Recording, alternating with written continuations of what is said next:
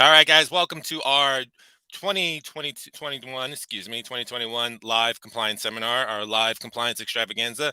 My name is John Longo. I am with Prise. I am the managing partner of Prise. I'm so glad you guys could be with us today. We're going to have a great show. We're going to be talking to a bunch of professionals who can help you guys answer all your questions about end of year compliance and then get you ready for 2022 because there are some major code changes coming up. So without further ado, let me introduce you to my first panelist. He is my partner. He is my friend. He is also a guy who swore off Pelotons way before the reboot of Sex and the City. 2018's Rebney Manager of the Year, Mr. Adam Batista. Welcome to the live chat. How are you today, Hello. sir? Hello. How are you, John? Hello, everyone. Thank you for participating. Thank you for being a part of this. We want this to be a very informative and enjoyable show. We have great guests with us today, experts in their fields, heads of corporations who know exactly how to help you navigate the ever-changing, ever-complex landscape that is the New York City real estate, industry. As you know, there are massive code changes every year. There are changes to regulation that affect how you govern and maintain your properties. And we're here to help you get through all of that. Great. Adam, so as a compliance manager, as somebody who's worked in residential property management for over 15 years, what are you hoping to learn today? And what are you most excited to find out about as we head into the end of 2021 and going into 2022? Being a compliance manager for many organizations, usually we don't get the level of insight from the vendors, from the people that are out there, boots on the ground, actually doing the work, doing these inspections. How can we work in tandem to produce the best level of service for the organizations that we work for? That's what I'm really looking forward to get more of an in-depth review on. In terms of 2022, as we mentioned, massive changes. So how are we going to navigate that, for everyone that we, work with, that the organizations we help, that we assist? How are we going to build these plans out to help everyone, get to a beautiful and compliant, level of adherence across all their buildings? Like, how do we put our heads together to make sure that our clients are getting the best level of service and that the industry understands these are all the things you have to do in order to make sure that your building is in tip-top shape and you're not getting violations and you're not, opening your building up to liability, but you're in 100% compliance across your properties. Awesome. And one last question for you, Adam, before we bring out our guests. So what is compliance? All right. So we like to say this all the time. Compliance is not violations. Violations are not the cost of doing business. That's a myth. Compliance is proactive management of all your city regulations and adherence to codes that you have to comply with, that you have to adhere to, that you have to coordinate, schedule, inspect, verify, record keeping, all the things that you need to have in place so that you're not getting violations. The majority of violations that buildings receive are these cyclical, yearly, annual based violations. I've been on both sides. I've also represented clients in ECB court, thousands of clients. I started the violations department in Merrill's Consultants. I ran the compliance department at Metropolis Group, and I did it for various other organizations. And one of the things that is the most common trend is violations are the result of bad compliance. Reacting to a violation, yes, you're complying with the violation, but you're not complying with the procedures that led to the violation. So that's what compliance is. It's getting ahead of it. It's being proactive. It's managing and forecasting what's to come so that you know what to expect 2 months, 3 months, 4 months, a year from now, sometimes even 5 years from now. That's Awesome. compliance. Great. All right. So without further ado, I could let you probably go on for 6 hours about compliance because you're such a nerd about it. So let me bring out our guests and get to the bottom of what's going on with their worlds in 2021 and 2022 and beyond. So my first guest today is a elevator legend. He has been in the business for many, many years. I'll let him talk about that himself. Let's introduce Mr. Joe Caracappa. Joe, how are you? Welcome to our stream. I'm well. How's everybody today? Great. Good. Good seeing you, Joe. Appreciate the elevator legend part, but not quite. I guess I'm getting older than I thought, which I am getting up there. Yeah, thanks, everybody. We've been at Sierra gearing up for 2022, which is going to be another milestone in our industry. We have a lot going on, and we're prepared to talk in detail about that today. Awesome. Thank you, Joe. All right, let's bring out our next guest from Aggressive Energy, Mr. Dustin Copel. Dustin, how are you? Welcome to the show.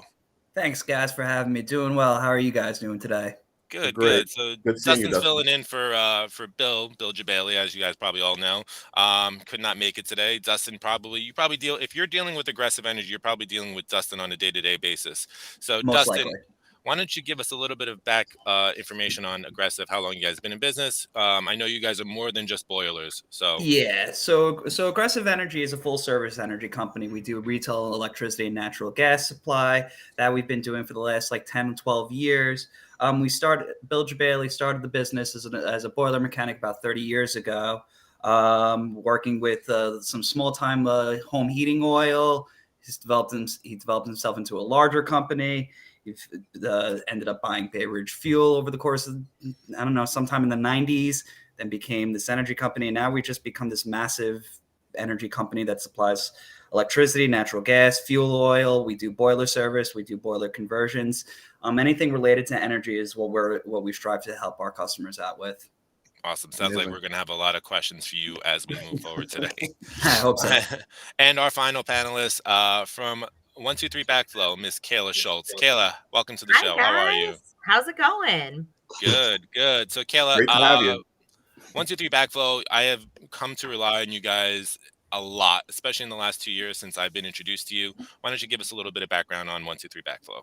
Yeah, so 123 backflow testing pretty much handles anything soup to nuts when it comes to backflow testing. So obviously there's a lot of city regulations, there's a lot of compliance going on with backflow in the city, and we handle every part of that, whether it be testing, repairs, installation, ECB court violations. So we're really kind of a full service backflow testing and installation company when it comes just to backflow.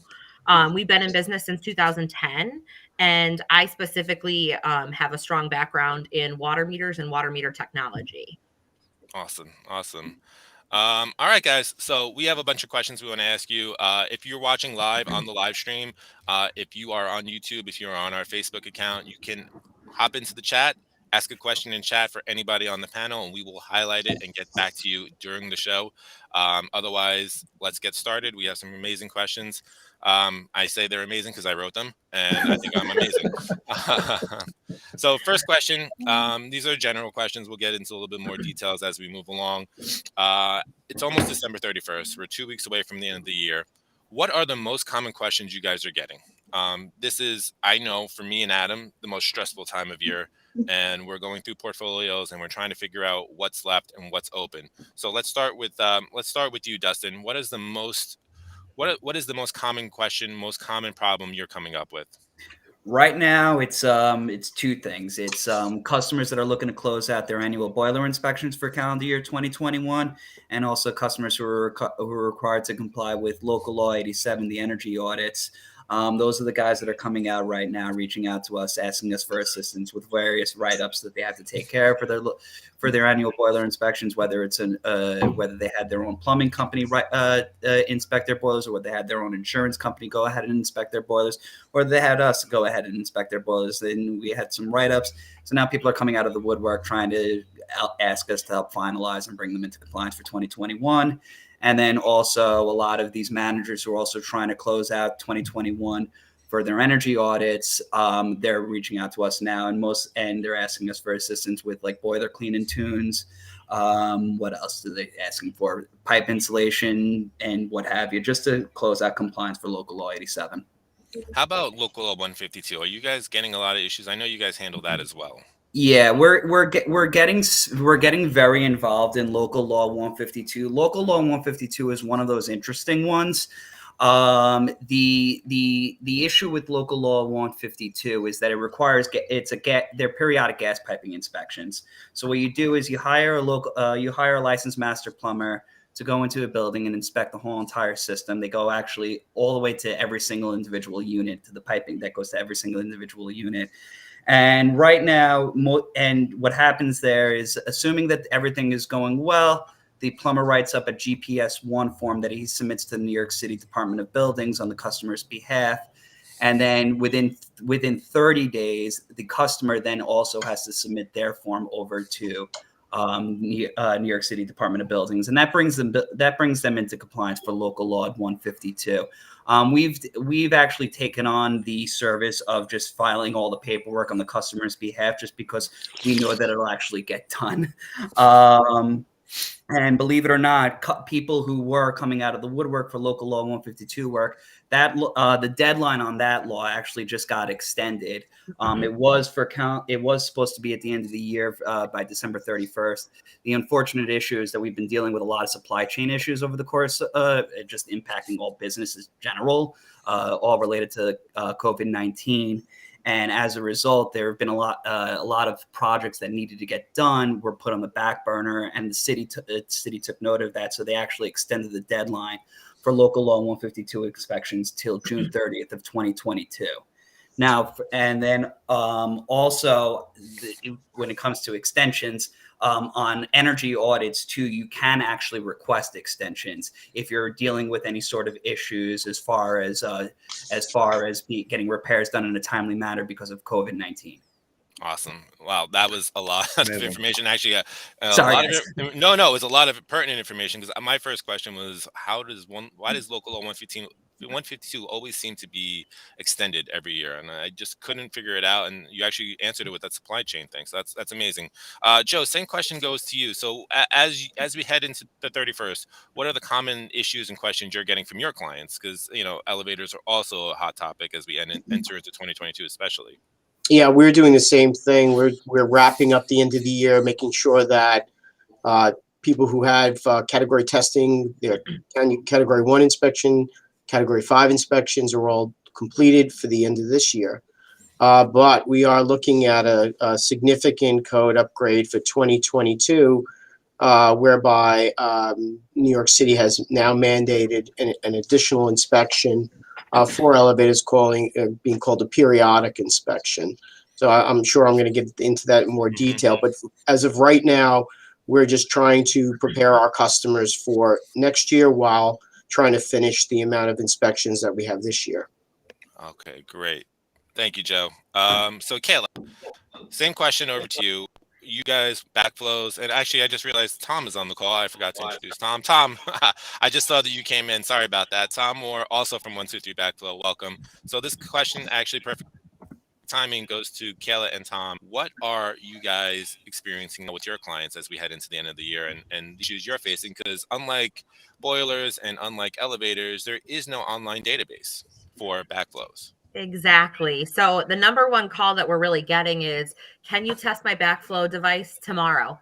And that's been one of the things that we've really, had a lot of panicked people saying, I don't want to be out of compliance.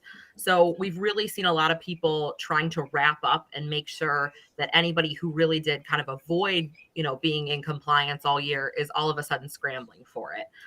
And really the same as everybody else. People are just trying to close out their compliance issues and make sure that they are, not going to be fined by DEP or not going to be fined by the city. Tom, anything you want to add to that? Kayla took the words right out of my mouth. Well, Tom, I apologize. I just noticed that you joined the live stream.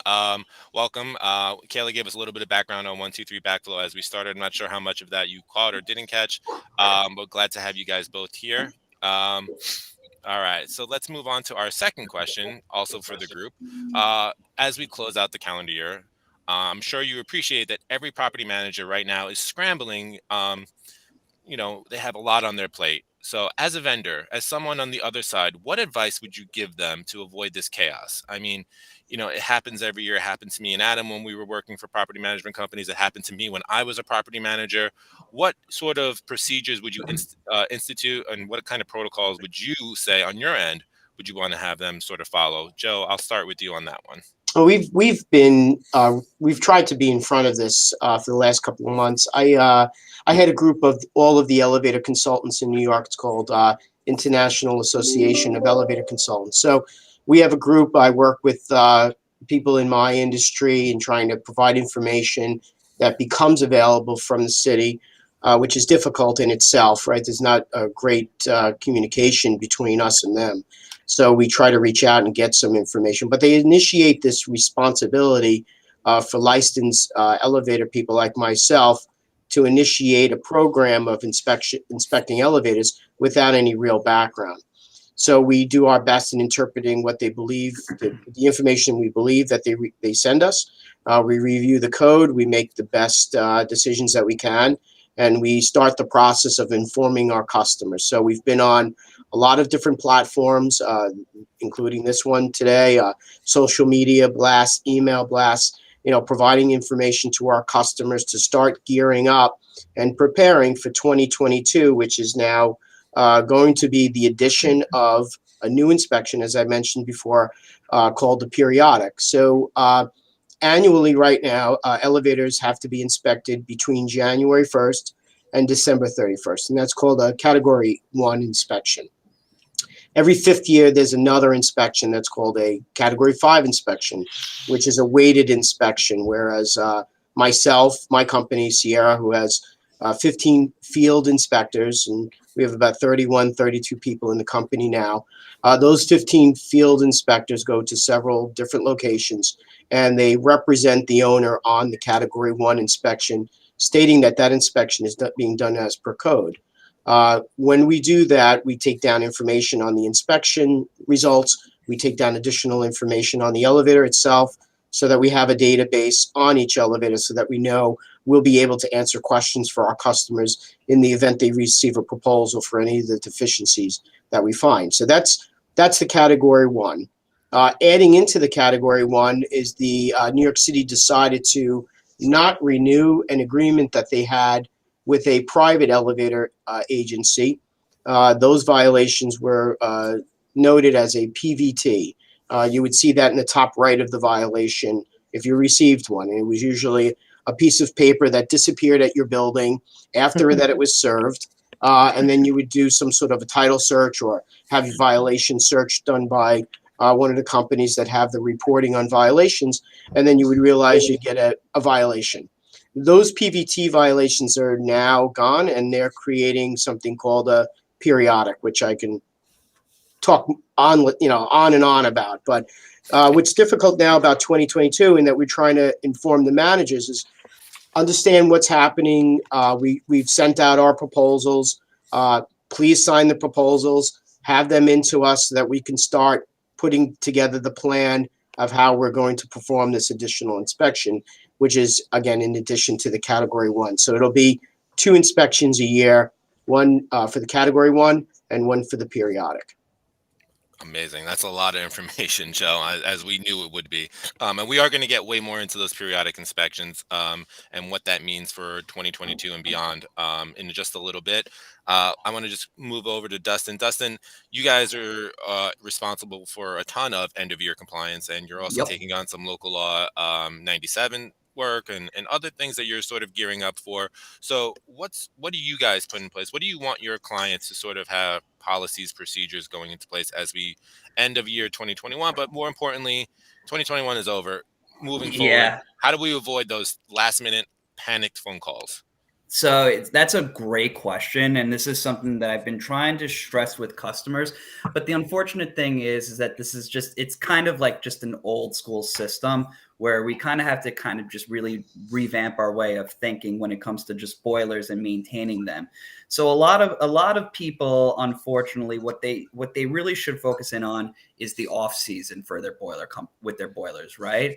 Is because we're really at the end of the day a seasonal business. Really, our we from October really through April is our busiest time of year, and we are bogged down with either emergency jobs. I mean, Hurricane Ida, with all due respect, just crushed our business, so it put a lot of things on the back burner. So going back to customers who are looking to gear themselves up in terms of bringing themselves into compliance or up to code in certain respects with their boilers, I asked them to start really thinking about it and honing in on whatever they need to in the months between April and October. So for example, like an annual boiler inspection, I would really look to get that done at some point after the heating season's concerned. The reason being is that, one, you get it done pretty quickly. You get it done fairly earlier in the year, let's say April and May. We handle all the filings for you with DOB, assuming that we're the vendor that you take on, or it's your insurance company or whoever it may be.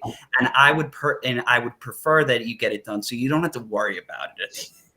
It's once you're in compliance, you could file it away in your compliance cabinet drawer and just say, okay, we're good.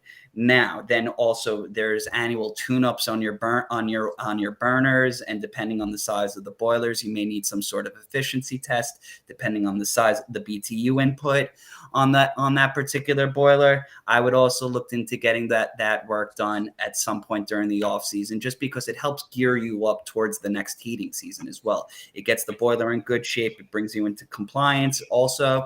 And so to me, if as somebody who's operating a building with a heating system, the best months that you want to take care of as far as compliance efforts are concerned are really those off-season months, those shoulder months.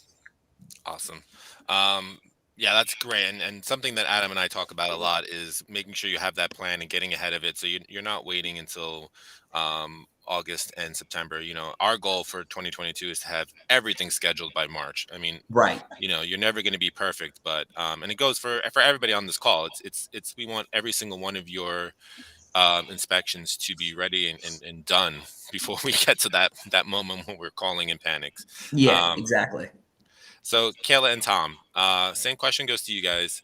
Again, you don't have the luxury of DOB now. You don't have the luxury of an online DEP database for your clients to check and make sure that they're doing backflows. What would you say? What would you like your clients to institute, and what sort of procedures and policies would you put in place? Yeah. So the interesting thing is that, since we don't have the luxury of the technology through the city, we've kind of developed our own means leveraging technology. So we automatically send electronic notifications every year when the testings due. So that kind of helps with a lot of people, giving them those annual reminders. And we don't take them off of that list until they either tell us stop emailing us or they test the device. So we're really actively trying to make sure they stay in compliance. Also, specifically for property management companies, it's not unusual for them to hand us their entire portfolio, meaning they'll say, okay, here's 200 devices, go test them. And for us, we found that the best way to do that is keep it in a calendar month and keep it earlier in the year, just like everybody said. So usually, we're not running into problems with property management companies at the end of the year saying, hey, we all need our backflow tests and here's our entire portfolio because we didn't do it. We try to get them on a schedule so that they always know, oh, every April I do all of my backflow testing, or every July I do all of my backflow testing. So as far as planning, we try to work with them to get them onto a schedule, really, so that we can manage both our side of it and their side of it. Awesome. Yeah, I can vouch as a former property manager who worked with you guys. I was constantly getting emails about backflow testing the day after the tests were done, and I've never had that before. So, as someone, obviously I invited you guys on this stream, but I can honestly speak to it that it is super beneficial, especially for something that we just frankly do not have in place. And this year was my first year working with you guys and so in depth across multiple properties, and I have to say, your level of communication, your technology, your ability to get things done in a short time frame has been extremely impressive, just to say the least. Thank you. Appreciate that. Yeah, and I think that's one of the things that people are looking for. They're looking to, work with people who are easy to do business with, right? And so we decided, just so that everybody knows, we decided technology is our best way to do that. So the second the test reports are done, you're not only getting your invoice, but you're getting your test reports right there.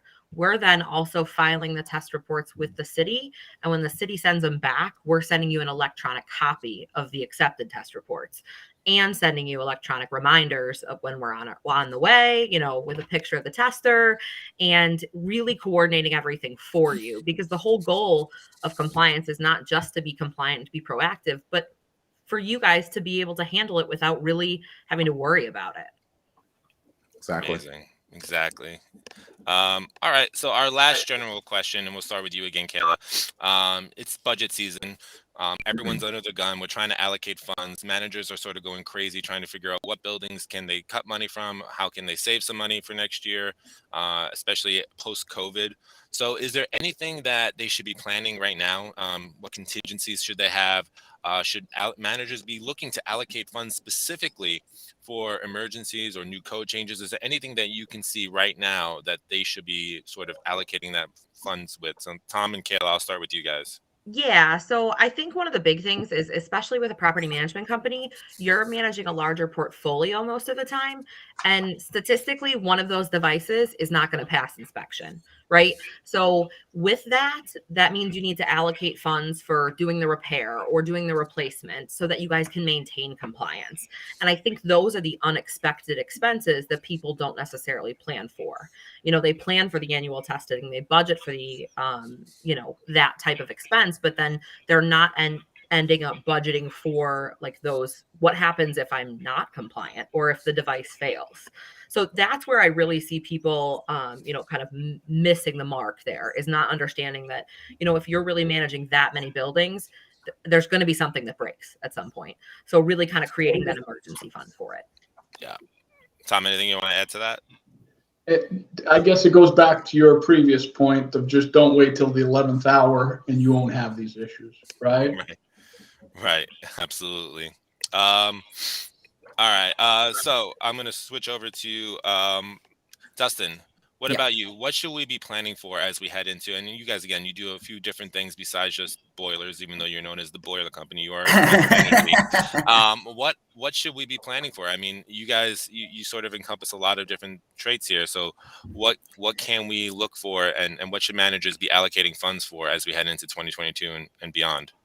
Start working on your energy audits if you're required to comply with local law 87 in calendar year 2022. I can't stress that one enough, because unfortunately what a lot of managers deal with is they retain an engineering company at some point, whether it's the beginning of Q1, the end of Q1 of the year that they're required to comply, or even if it's in Q2. But generally speaking, what ends up happening is that when an engineer writes up a report, they write up a very long list of action items that need to be taken care of. And you guys have all been hitting the nail on the head. Waiting to the 11th hour is the big part. And unfortunately, it's a loaded question, because I can't give you a straight answer on how exactly they should allocate their budgets, because like you said, there's so many things that are involved in boilers that it's an almost impossible question. Because one day you could just say, for example, a part for a boiler is just like a mixing valve is which controls your hot water. Mixing valve in the boiler is shot, and that's causing the temperatures in the boilers to rapidly fluctuate. Next thing you know, the tenants are either getting way too hot of a shower or way too cold of a shower. And unfortunately, these things get written up a lot, and they don't like to take care of them immediately. And so what ends up happening is that it ends up, when one part goes, it tends to snowball a little bit. So the only thing that I can stress is just be proactive, regular maintenance on your, and in constant maintenance on your boilers, especially during the season. Right. That's great. A great tip. Yeah. I mean, I wish I could give you a better answer than that. It's just that there's so much there's so many different factors involved in in boilers. And it's just a very loaded question. Right. Joe, I'm going to save you for after I ask Adam this question, because your answer is going to lead directly into the periodic inspections, I think. So Adam, as the compliance manager on this, what do you think, especially since, we're talking a lot specifically elevators, boilers, backflows, a lot of the energy stuff, but there are other items that we're not really covering today in detail. From your perspective, what should managers be planning for budget season wise and beyond? Right. So boilers and elevators, they're the big, ticket item. It's very transparent. Everyone knows they have to do these things, right? But then you have, numerous, compliance requirements that aren't as cut and dry.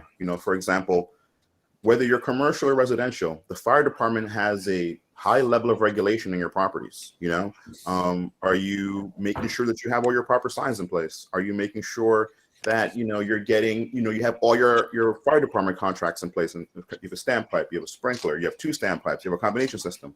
You know, a lot of these things can get very confusing very fast.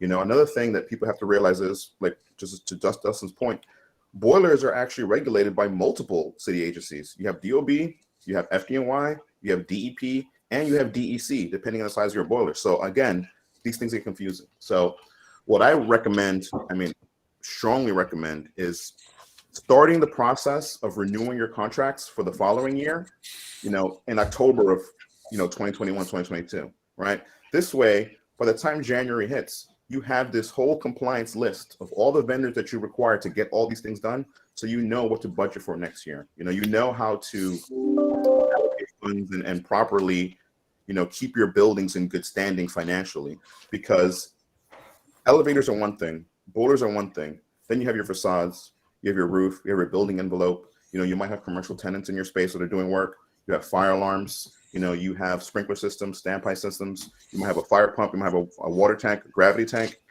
That really adds up very quickly. And one of those things goes wrong, and it can be a huge issue financially. So starting the process early, you know, getting your bids in early so that you can properly budget and plan for the following year is my best advice in terms of staying ahead of compliance. And you know, you want to listen to somebody with such an amazing lapel pin. So I think everything you say, you take 10% more because of that lapel pin. Joe, so this will lead us into our first mortar breakdown questions. But I mean, what should we be planning for in allocating funds for next year? Obviously, periodic inspections, that's the buzzword. Yeah. You want to get into that a little bit more now? Yeah, you know, from my perspective, I'm trying to be optimistic about this whole process, not a pessimist about it. So, you know, the additional elevator inspection, which we're calling the periodic, in that now that we have to do a category and a periodic in the same year, you know, my industry should have their act together. I mean, we've been doing elevator inspections since 2009. And with the category inspection when it was instituted in the elevator industry. So, you know, through that time, we've made great improvements in making elevators have less deficiencies, more efficient, and just better overall. So, you know, the addition of the periodic to that process for us is, I think it's going to be, we should handle it well. Where we're going to have difficulty handling it is some of the requirements of the city, which we'll discuss more on their timeframes and other things that are somewhat, you know, not realistic. But from a financial aspect of a consulting firm like mine, who holds an agency director's license, which is the person now that has to sign off on this periodic, we've given that number to our customers. It's not a lot of money for us. And in fact, the periodic inspection does not need the elevator contractor with us. We're by ourselves. So that periodic is a visual. We'll go to the building, just one person, and do a visual inspection of the elevators, document any issues that we have, and then we upload it to DOB Now, which at this point, DOB Now has not even shown us the drop-down window on how we're doing it. So we are going to go right up to the moment. I mean, we are effectively starting this in January, and we don't have some of the procedures that the DOB is looking for because they haven't provided that to us. So from a financial... Are you saying DOB hasn't provided us information right before they institute a major code change? Yeah, I can't believe it. I sit on a lot of panels and I meet with these DOB people, and when I leave, I go, gosh, man, I really think I connected with that person. And then I send them an email and they don't call me back or email me back. So it's like my dating history, you know, it just doesn't. So, you know, that's. We need a Tinder for DOB employees. Yeah, right. Maybe I'll get some more hits. But so again, financially for us, and the property managers, it's another fee to do an inspection. It's not a lot of money, like I said. Where it's going to really come down to, if the elevators are being properly maintained and not a lot of deficiencies are found, there really shouldn't be additional proposal work that needs to be performed. On our end, it's really the compliance aspect of the timeframes, as I mentioned, which I'll go into. So I think we've given our customers a lot of that up front. We've told them that it's really important for them to have their elevators in tip-top shape.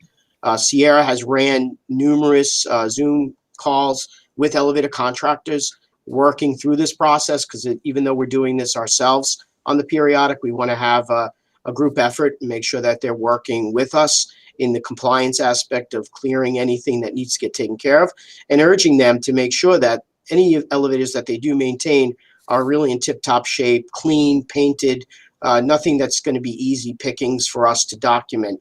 The PVT violations that were issued for years were really easy pickings, and inspectors would show up and say, write issues like a light bulb was out, or there was grease on the floor, or the cab had a cracked panel, or, we're really going to try to eliminate that by staying on top of the contractors and, letting them know that things like that are not going to, the client is not going to stand for that, and that we need to correct those items ahead of the time before we go and do the inspection.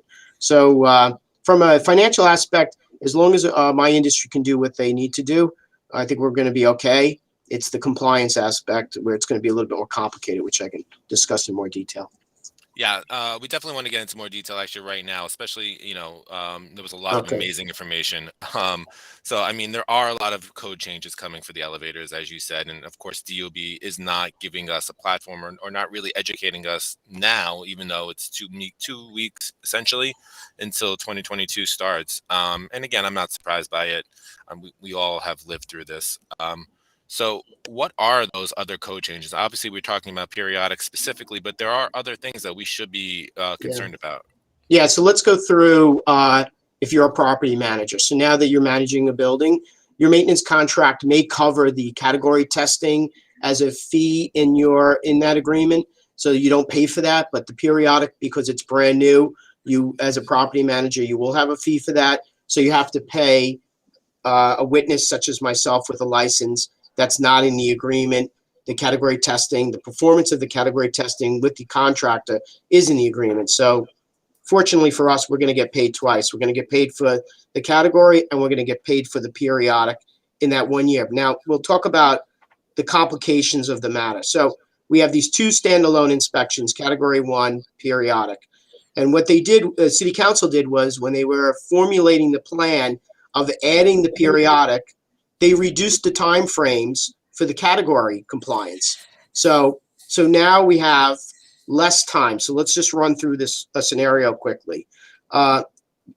Sierra Consulting performs a category test in the calendar year of 2022. We do that. We have 60 days to file the inspection results on DOB now with the city of the date that we performed the inspection. So we have 60 days to do that. Okay. What's that? It changed to 21. Right, now it's reduced to 21.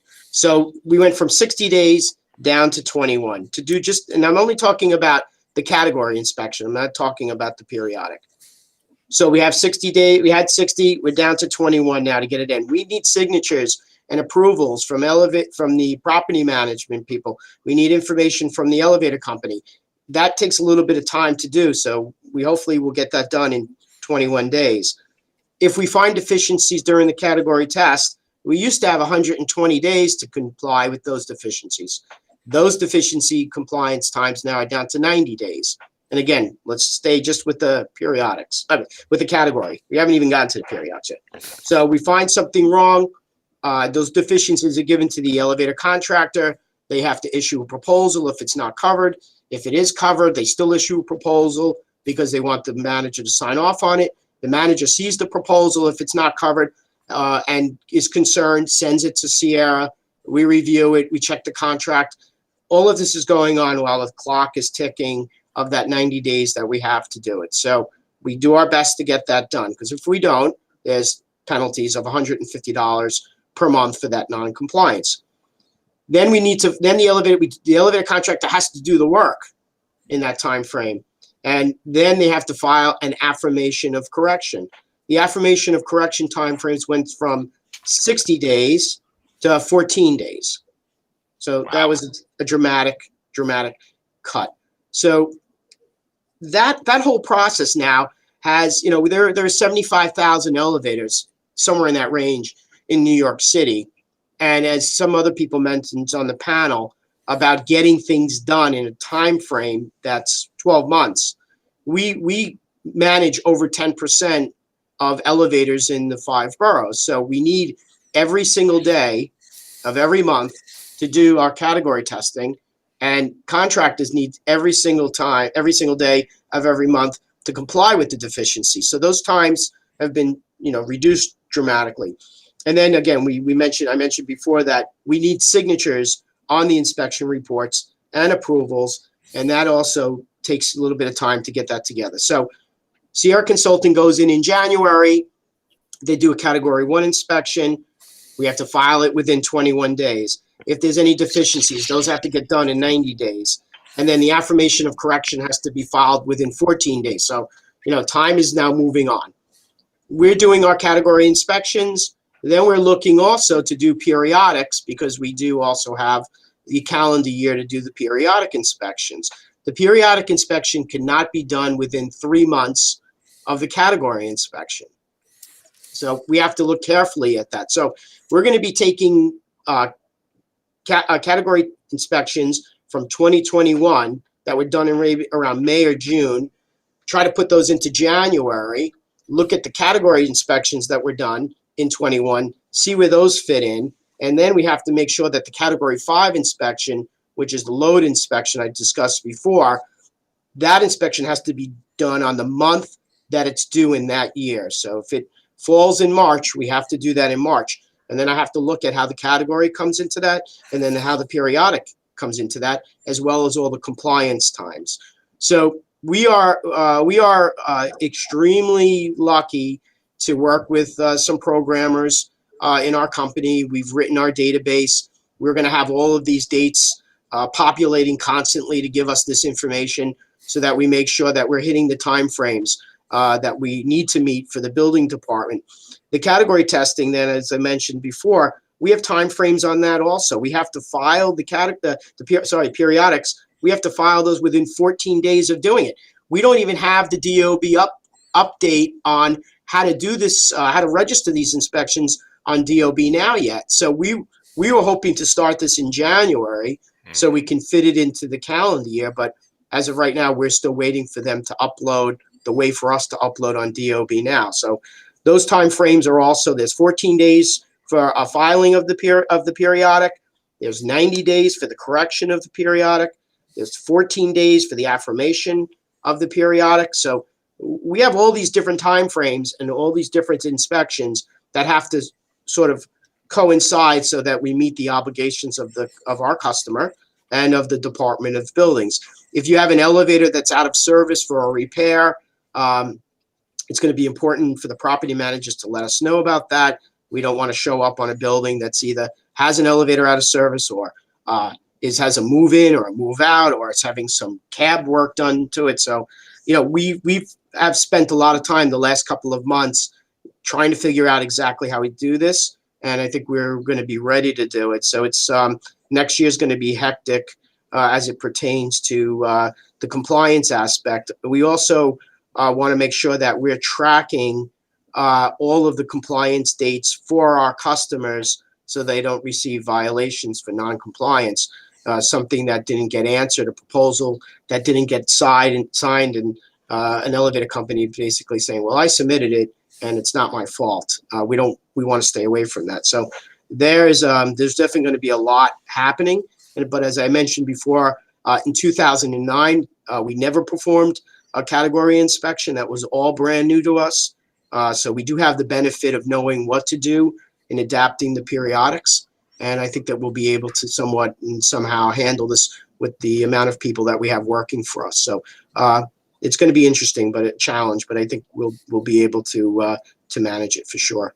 Yeah, I think you said something really, really important there. Is that in 2009, this was not a thing. Almost half the things that we're talking about today were not things that we had to deal with. So, I mean, we have had to adapt. Adam was one of the first compliance managers I ever met in my life. So he's been there adapting to all these things. So Adam, you heard what Joe just said. You and I run a compliance company. We manage almost 800 buildings going into 2022 that are going to have elevator inspections for next year, periodic and Cat 1s. Besides the fact that you got rid of your Peloton already, thank God, how bad is your heart beating right now? And how scared are you? And what do you think? And we know we work with Joe a lot, and we work with Joe's team. And one of the great things about them is the AOC tracking that they do, they do for their clients if they so choose. And I know that's really important to us, because even though we can track those dates, we're not perfect. It's nice having that more professional set of eyes. What are you thinking right now? Besides maybe quitting and opening up a pizzeria, an ice cream store or something. yeah, Yeah. opening up a men's warehouse. Right. That's tough. Having been in the industry for so long and seeing how much codes have changed, in the last 17 years in general, I have to admit that, I've kind of developed a bit of a thick skin when it comes to these changes. But my advice for everybody out there, and what people really need to grasp here, is this is a common theme. This is a very common theme with the city. We're always put in a position where we have to react to these dramatic laws that impact us, logistically at such a high level, and what I've learned is, planning is incredibly important, especially over planning when the codes are vague. We went through this when the cooling towers came out. They passed that law, and they enforced the law within like 6 months of the law being passed. Very few corporations adapted to that law that quickly, and the reason why is, you needed people in place. You need to have a team. You need to have, compliance professionals. You need to have vendors that you trusted, people that were working with the city council, giving you information, helping you navigate through this. And when I hear about these new changes for the elevator code, I think the same thing. It's not just that you have to plan and overplan, but you got to make room to pivot. You got to make room in your strategies and your logistics to pivot in the event that, for example, like Joe mentioned, some of these laws, the DOB still hasn't released the information on it. But when they do, you have to take action immediately, and property managers and owners, they get frustrated. They're like, what happened here? How come we didn't know about this? How come this is coming all of a sudden? It's not. The city put these laws into place years ago, but they're enforcing them now, so you got to leave room to pivot. You got to leave room to manage. You got to leave room to think about, hey, who do I need in place in the event this happens? What do I need to budget for in the event this happens? You got to make space there. And that's why having a proper compliance team, having a good relationship with your vendors is important, because you got to know when to pivot, you got to know when to plan, and you got to know when to make space for making these changes on the fly. I've just seen it over and over and over again. And I don't think it's going to stop anytime soon. No, I don't either. One more question for Joe before we move on. Joe, I mean, you're doing periodic inspections, doing Cat 1 inspections, but you're also, you're forced to work with a lot of different vendors, different elevator contractors specifically. Obviously, in our line of business, dealing with somebody, company to company is always going to be different. Can you talk about some of those challenges? Like, what is the most challenging aspect of your job? Obviously, you're the witnessing agent. You also have to oversee this contractor. And as you kind of mentioned before, the contractors might say something along the lines of, "Oh, I did my part of it. It's not my problem anymore." And that's not really what the client wants to hear. And frankly, I'm sure it's not what you want to hear. Can you elaborate on that a little bit? I think we're lucky in the fact that, I've owned Sierra now for 18 years, and I've been in the industry for 30. I have good understanding of both sides of the industry, both from a contracting and consulting. So I think at Sierra, the first thing we want to be is fair, is that, if it's in the contract and it's your responsibility, contractor's responsibility to fix something, there's no argument to that fact. But if there is some ambiguity to the contract and there's some way for us to figure out a way to negotiate a fair and equitable response to a deficiency proposal, I think we also try to do that on both sides. But luckily enough, Sierra modernizes a significant amount of elevators annually, and that allows us to have some control over situations where we need to negotiate on the behalf of the client because of the volume of elevator capital work that we oversee. So we use that to our advantage. So that, as well as a fair understanding and a good reputable company with good employees that are respectful and treat people well and don't bully anybody or try to feel that we're above. Because, we're lucky, again, in the fact that we are consultants. I don't have to turn wrenches and fix things or have a truck drive from one location to another that breaks down. And, I understand that the difficulties of running a business in New York City. So, we take all of that into consideration when we're representing our client. But again, if it's in writing and in a contract and it's the obligation of the elevator company to fix it, we're very forceful and stern. That's your obligation, and we'll look at the one that comes up the next time. But you're on the hook on this one. So those are the types of things that we do for our customers to make sure that we protect them. Awesome. Excellent. Thank you, Joe. All right. I'm going to give Joe a little bit of a break here. We'll come back to you in a little bit. I'm going to bring Dustin back in as we talk about, we want to get a little bit more into details about boilers and local law 97, 84, 87, basically everything else under the sun, 152. Dustin, we Where talked do we about a lot of start? different things. Yeah, where do we start? Where do we start? But as a compliance manager and a former property manager myself, can you explain to us, one of the things Adam and I always talk about and we try to figure out for years is what is the difference between having your boilers inspected annually, either by the insurance company or by a boiler company like yourself? So it's a good question, and it really all depends on the building's actual insurance policies with their carriers. Some of them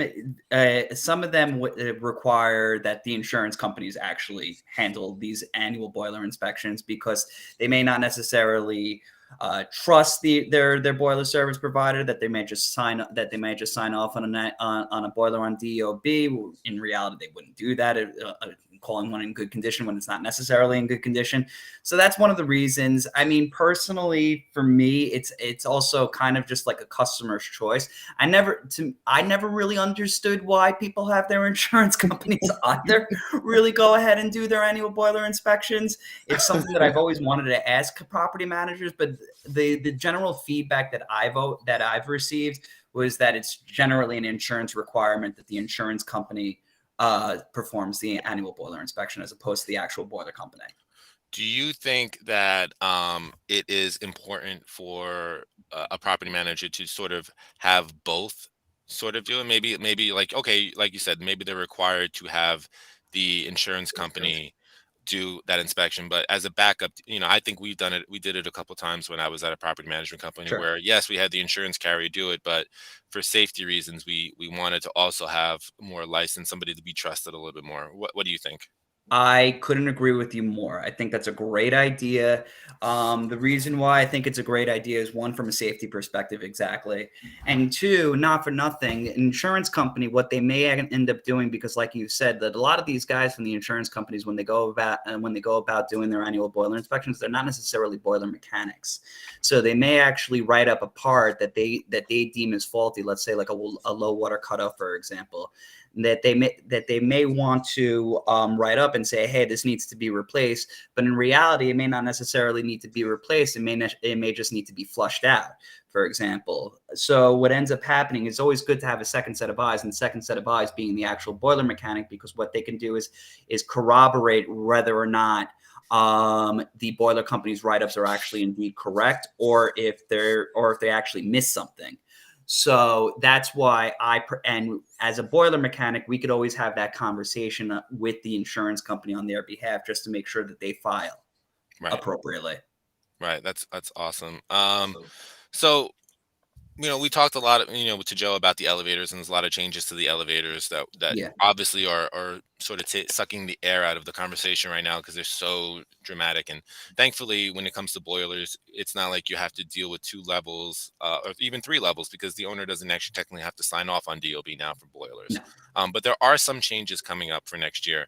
And I haven't seen it printed anywhere. I know you've said you guys have meetings with, like Joe has with the elevator DOB. Have you been in meetings with people at DOB? What are those changes, and what can we I don't want to say look forward to for 2022, but what should we be, what should we be aware of? When it comes to compliance efforts for 2022, I wouldn't want to say that there's something that we should look forward to, just because it's probably just adding a little bit of complexity to your everyday lives. There are changes coming up with annual boiler inspections and how they get filed and how they get done. Now, DOB, unfortunately, is one of the more difficult of the government agencies that we tend to work with. I mean, DEP tends to be pretty good. DEC is really good. DOB is just difficult. They haven't really spelled out exactly, to your point, John, they haven't exactly spelled out what changes are coming down the pike. We've been in contact with them. As soon as we hear what's going on as far as ABIs are concerned, we're going to let our customers know, just so we make sure that they're in compliance for 2022. Yeah. And that brings us to the point that we had with Joe, which is the planning. Like, you got to stay close to your vendors here. You got to stay close to people that are close to the regulation. You know, stick to your consultants, because when it's time to pivot, you got to pivot. When it's time to plan, and sometimes what I learned is sometimes over-reporting, but over-documenting actually helps in these situations, because you just never know, what the city is going to gravitate toward in terms of the law when they actually finalize it and actually initiate it. So and you know that Charmin Ultra commercial where they say less is more? Yeah. In this particular case, no, that's not true. Less is less. More is more. Right. Yep, right. It all goes back to what we should be and what managers should be planning in their budgets, because we don't know what we don't know yet. Right. So you have to sort of have that contingency built in. I want to sort of move off and quickly touch. I mean, we're running out of time today, but I do want to touch quickly, because you guys also handle Local Law 152. You also have some, aggressive energy is involved in Local Law 97 changes. Just quickly, can you speak to, 152 we kind of have a handle on right now. We sort of know what it is, but for 97, it's still a couple of years away. But whenever it's a couple of years away, those 2 years come like this. So what, especially now with the pandemic, you see a lot of those changes coming even faster. And time seems to have no meaning anymore. But but we see it now with the building grades coming up, and everyone this year, a lot of people this year, when we had to change the building grades, the first question they ask is, why did my grade go down? And I said, well, what happened in 2020? What happened in 2020 that made people stay home, use more energy? What can you talk a little bit more about Local Law 97 and how we should be preparing now for it? If for Local Law 97 is the Green New Deal. That's really what all these local laws that have that boiler related local laws have really started to come, and energy laws have started to really kind of hone in on. It started out with Local Law 84, which is energy benchmarking 11 years ago. Then it started going into the next level, which is Local Law 87, which is the energy audits, which eventually will get you over to Local Law, which was I believe with Local Law 133, which is the letter grades and whatnot. And then it's going to bring you over to Local Law 97, which is the real kit and caboodle. That's your carbon emissions cap law.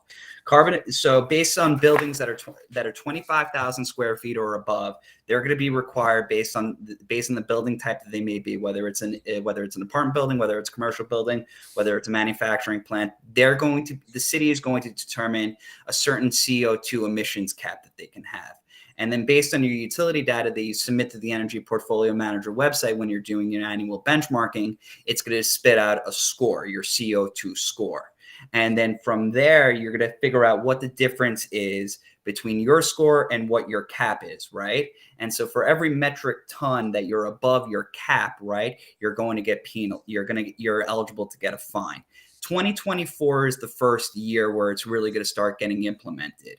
Now, building owners, for example, will need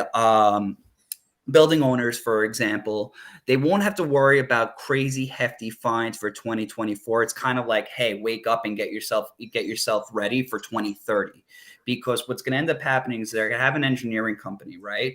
Their engineering company is going to do a study based on their Local Law 87 report, based on the Local Law 84 reports of what they need to do and what they think this building can do to get themselves under that threshold, that carbon emissions threshold.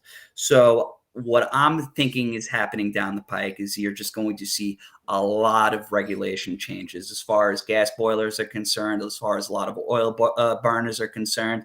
You're going to start and Local Law 97 is one, it's ambiguous because we still don't really know exactly how it's going to be implemented and how exactly it's going to be rolled out and how exactly everything is going to get fined. Just because, again, these are bureaucrats that we're dealing with at the end of the day, and so we need to gain a little bit more clarity over the next couple of years.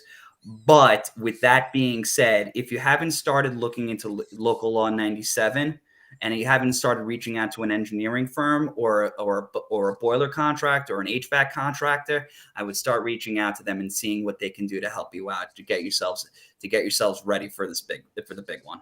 Yeah, that's Absolutely right. incredibly important.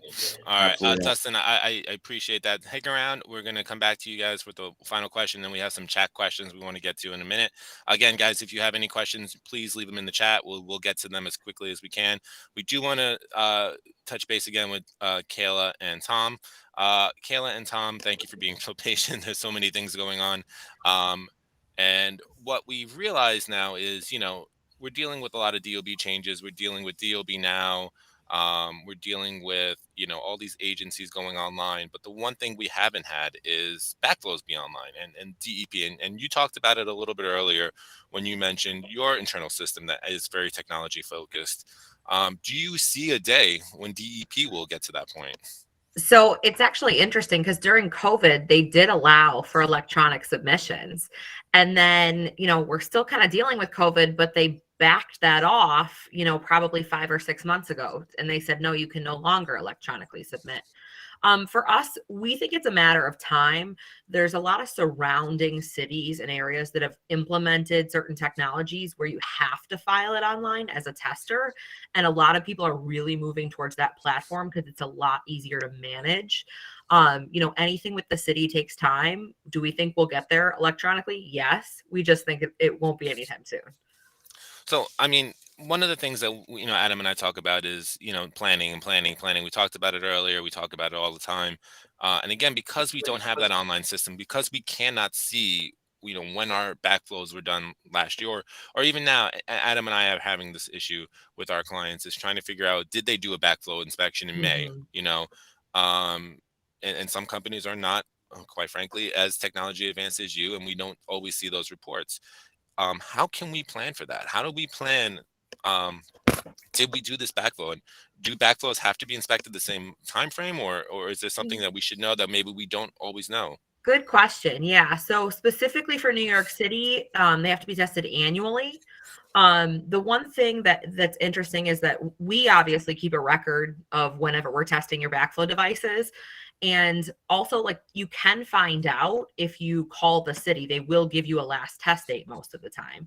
So there is a way to proactively find it. It's not easy, like you said, because they aren't technology focused. The other interesting thing is that if you own multiple buildings, you're dealing with multiple properties, the city only allows you to ask about 5 buildings a day. So if you have 200 properties and you can only ask about 5 buildings a day, that takes a long time just to figure out the information to see if you're in compliance. And we spend a lot of time like helping people with that process as well and saying, hey, like, let's try to get everything organized and back on a schedule so you can be proactive about managing this. And again, like, we keep that repository, so that annually you are getting notified of the last test date. Right. That's awesome. So I do have another question specific to this. So I've been a property manager and I've dealt with property managers for years, and backflows were never mandatory in every building, and some buildings have them, some buildings don't. A lot of people, quite frankly, I'll ask them, do you have a backflow, and they'll be like, I don't know. I don't know. I don't know. Or they have a double check valve, but isn't a backflow also a double check valve? Right. So can you explain what buildings right now, what buildings should have a backflow, and if buildings that maybe don't have a backflow installed now? We get those, especially a few years ago, we saw them a lot more, but we're getting those violations and those notices from DEP. Should we still be expecting those? And what buildings should, if they know for a fact they don't have a backflow, should they be preparing to install one ASAP? And should they do it proactively, or should they wait? Sorry. So no, you're fine. It's the one thing we see is that a lot of people do end up waiting until they get fined. And the problem with that is that while you may get a fine reduced, you can't make that fine go away. So really you've waited too long. And then, installing a backflow device isn't always a cheap endeavor, depending on what's involved. So as far as what's required, you have to think about it from any new construction, it's required, and then any high risk building. So think about like a laundromat or a brewery. Those types of buildings, they require the device to actually be installed. And we do run into things where people will hand us their buildings and say, hey, can you go test our devices for us at all of our buildings? And we'll go there and there won't be any devices there. So we also record that as well so that they can, know going forward, hey, I don't have any devices in this building as of right now, and I don't have to have backflow testing done on this specific space for right now. I do see that people are still being fined throughout COVID, so that's not really stopped.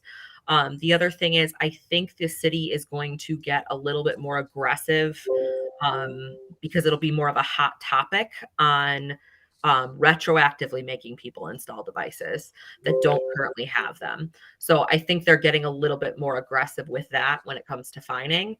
And I think it just ends up being something that, if there is a major backflow incident, that can become news very quickly because it contaminates the water supply. So, and then it will just become more regulated and more enforced, and there will be more violations. So it's really more about trying to take the proactive approach and see, hey, I shouldn't be waiting for this. I should be, actually installing or testing or repairing these devices so that I am in compliance. Tom, did you have anything you wanted to add on that? No, nothing besides, I guess I'll suggest that a lot of inspectors, so New York City DP inspectors, are starting to go out now and say, hey, this is a hair salon, let's make sure that they install a backflow. Hey, this is a nail salon, let's make sure they install a backflow. Anything that's got, like Kayla said, a hazardous condition, they're going to say, let's make sure a backflow goes there. Right. So incredibly important. And a lot of the key words that you guys said there, proactive, or things Adam and I, buzzwords that we talk about is, when we talk about compliance, it's become a reactive situation, but it shouldn't be. It should always be proactive. I think that's sort of the theme of today's call. Let me bring back in Dustin and Joe, and we'll get into some of the chat questions because we do have a couple of questions in chat. Obviously, there's a lot going on today. We did go a little bit over time. I do want to get to some of these chat questions and then sort of wrap it all up. So our first question today comes from Anthony Pinto.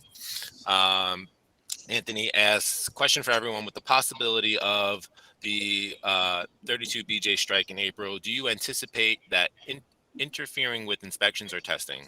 So great question, Anthony. Thank you for that. Anybody want to start? Feel free. No. No, you want to elaborate on that?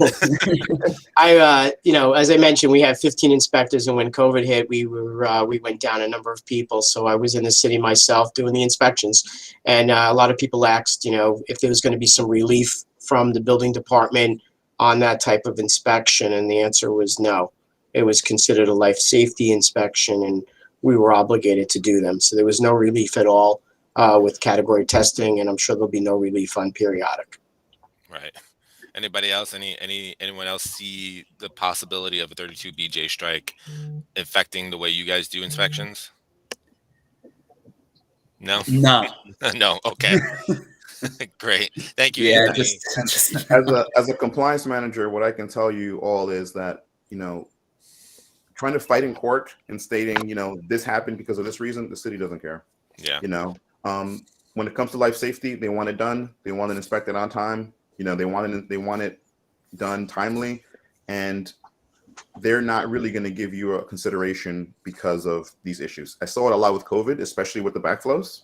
So, for example, a lot of properties, they didn't have an inspection in 2020 because the city was shut down, and some people just forgot to reschedule, or their vendors forgot to get back to them and say, hey, we still got to do this, So I saw a lot of properties where, 2020 things were just missing, because of the shutdown, but doesn't change the fact that you're still going to get that violation. Doesn't change the fact you're still going to get penalized. So. Right. So our next question comes from Rafael Hernandez. Has anybody on this panel reviewed Mayor-elect Adams' proposed housing plan and how it relates to potential code changes to compliance and city regulations? That comes from Rafael Hernandez, who also has a second question in there. Sounds like a world-famous director to me. Anybody want to take that one? Has anybody reviewed the Mayor-elect's housing plan? Well, I can start and just give some of the highlight points, and I'm sure everyone will have their opinions on how this is going to change things for the city. Basically, what Eric Adams is looking to do is increase the availability of affordable housing, and to do this, the plan entails repurposing, wealthier areas, rezoning areas to include more affordable housing in those areas, repurposing city office buildings, changing them to affordable housing, so converting commercial to residential, also allowing private office buildings and hotels to become housing as well. So we all know what happens when you convert from commercial to residential. This is not something new, but doing this on a large scale, that's an immense amount of planning, an immense amount of paperwork, and an immense amount of regulation changes for those properties, because a commercial property in terms of local law compliance is very different from a residential building. Residential actually requires more, so I want to know how owners who plan on doing this are going to adapt to these new changes, because they have to manage their properties differently now. They have to manage the way they bring money in differently now, and it's also going to require a massive amount of coordination with all your vendors. I don't think there's any one of the vendors involved on this call that wouldn't be, affected in terms of helping clients navigate converting their properties from office use to residential use. So it's very interesting. It's a very interesting plan, very interesting concept, but logistically, it's a big lift. It's a very big lift. Right. Anybody else have any input on that? No, it's okay. We have one more question also from Rafael Hernandez. Is there any way to quantify how much complexity this will add to next year's objective and goals, which is, I guess, part 2 of his first question? Adam, I think you kind of answered that, right?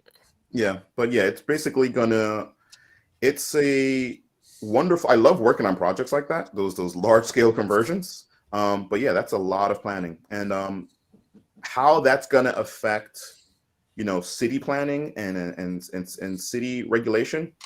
Basically, if you're rezoning areas to include affordable housing, that also changes what you can do in that zoning area, so I'm looking forward to see how that works out. But yes, it's going to add a high level of complexity to city regulation, to, people's day-to-day lives. And it's something to keep an eye on. Yes, definitely.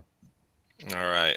So that does it for the chat questions, but I do have one final question before we all leave. And thank you all so much for spending some time today with us. We went a little bit over, but the last question I have is, and we talked a lot about code changes today, specific to the elevators and specific a little bit to the boilers, but are there other code changes that you think will come? Maybe not tomorrow, maybe not next year or 2 years from now, but some of you have been in this business for 30 years. Some of us, we've seen it. I mean, we talked about it with Adam.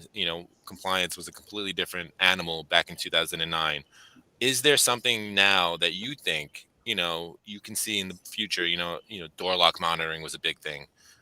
What else can we expect going forward? Is there something we should not look forward to, but should be anticipating as we head into not just 2022, but maybe 2025, 2027, and far into, if society makes it to that far, what can we look forward to? Yeah, we elevator wise, we have something. So right, we just finished the 2020 door lock monitoring that took about 2 years, and it was due in January of 2020. We're still doing them.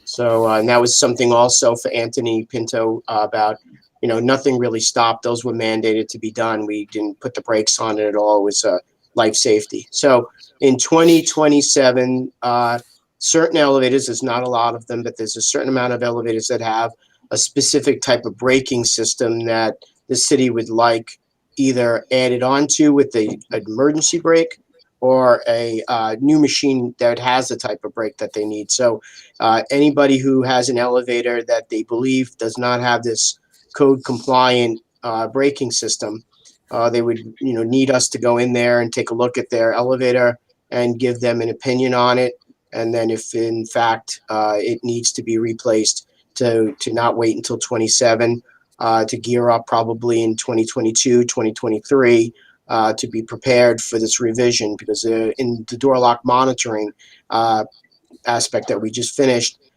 there was a mad rush to complete, and we had some complications with testing and sign-offs and things like that. So we have something coming in 27.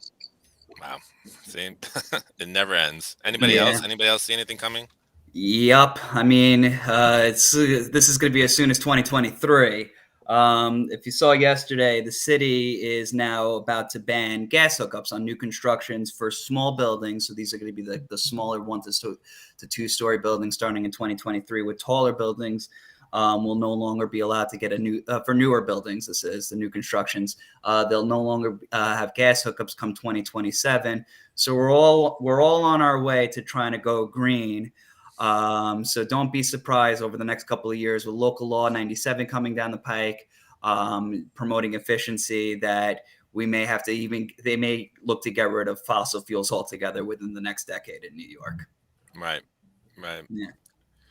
And then I would say from a backflow perspective that we're going to see potentially with some high risk type scenarios, like those, laundry mats, where there's more of a risk of a backflow event occurring and contaminating the water supply. We might see that they start to regulate that and require testing more frequently than annually. The other thing is kind of like right.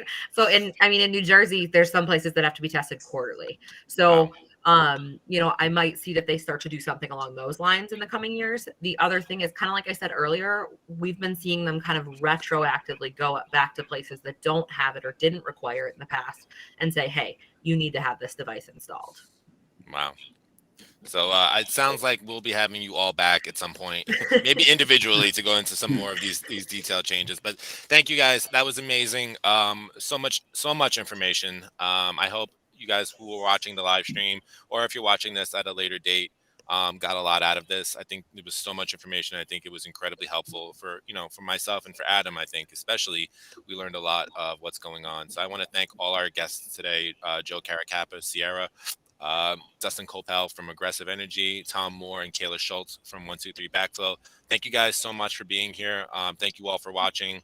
And again, if you guys have any questions, feel free to hit anyone up on this live stream with any questions. You can email us at info@Prise NYC. We can connect you just about to anyone.